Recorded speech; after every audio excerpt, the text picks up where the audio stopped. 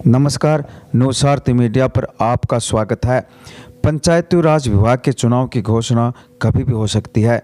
मार्च या अप्रैल महीने में ग्राम पंचायतों के चुनाव हो सकते हैं। ऐसे में देखा जाए तो जिले भर में इसकी तैयारियां भीतरी स्तर पर शुरू हो गई है। अनेक ग्राम पंचायतों में तो पूरी तरह से भावी सरपंचों और पंचायत समिति सदस्यों की तैयारियां शुरू कर दी गई है।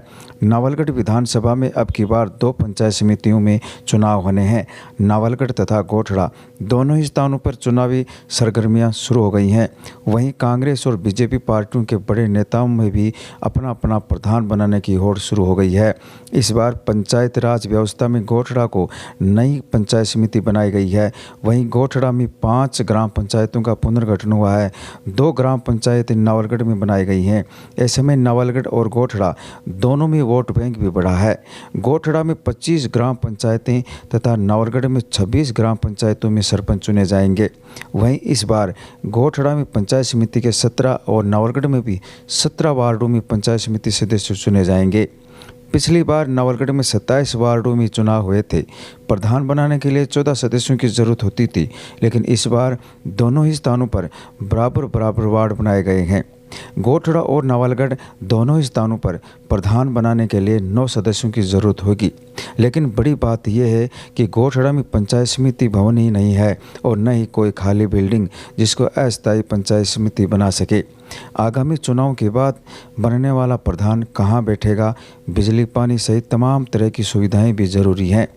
नावलगढ़ में पंचायती राज गठन के समय से प्रधान अधिकतर कांग्रेस का बना है, लेकिन इस बार दोनों जगहों पर प्रधान किस पार्टी का बनेगा, इसको लेकर पब्लिक में चर्चाएं तेज होने लगी हैं।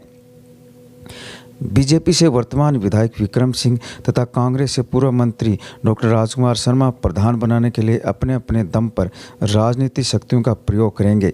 बड़ा सवाल यह है कि जिसके पास समर्थकों की टीम मजबूत होगी उसी को कामयाबी मिल सकती है। प्रधान बनाने की होड़ अभी से शुरू हो गई है। पूर्व विधायक राजकुमार शर्मा राजनीतिक तोड़फोड़ में माहिर माने जाते हैं, जिसका उदाहरण नावलगढ़ में हुए पिछले 3 चुनावों में देखा जा सकता है। 2010, 2015 और 2020 में अपने पक्ष के प्रधान बनाकर कामयाब रहे। विपरीत माहौल में भी बीजेपी और कांग्रेस का मिश्रण बनाकर प्रधान बनाने में पीछे नहीं आ रहे। इसके लिए 2026 का चौथा चुनाव है, जिसकी तैयारियां चल रही हैं। उधर सत्तारूढ़ बीजेपी विधायक विक्रम सिंह के सामने पंचायती राज चुनाव को लेकर पहली बड़ी चुनौती सामने है।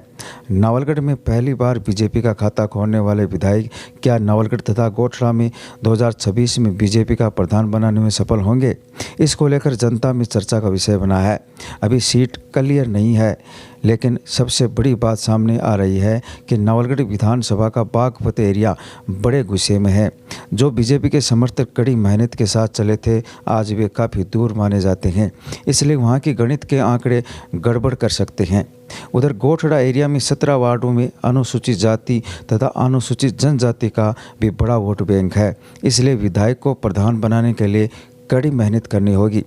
बीजेपी विधायक अगर दोनों में से एक जगह भी बीजेपी का प्रधान बनाने में कामयाब हासिल करते हैं तो इसके लिए पार्टी और संगठन में अच्छी साख बन सकती है। प्रधान चुनाव में निर्दलियों का बड़ा सहारा होता है। कई बार निर्दलीय ही नैया पार करवाते हैं। गोठड़ा और नावलगढ़ दोनों जगहों पर निर्दलीय उम्मीदवार जीत कर आएंगे। उनकी बाड़ाबंदी हाईटेक स्तर पर की जाती है। किस में कितना दम होगा, ये तो समय और जनता पर निर्भर होगा। 2023 का विधानसभा चुनाव अलग तरह का था। नेता बदलने का जो लोगों में गुस्सा था, लोगों में बदलाव की जो बयार चली थी, अब वो अतीत में दफन हो गई है। लोग अब दिखाव को पछतावा मानने लगे हैं। जो भी हो, इस बार कुछ रोचक मुकाबले देखने को मिल सकते हैं।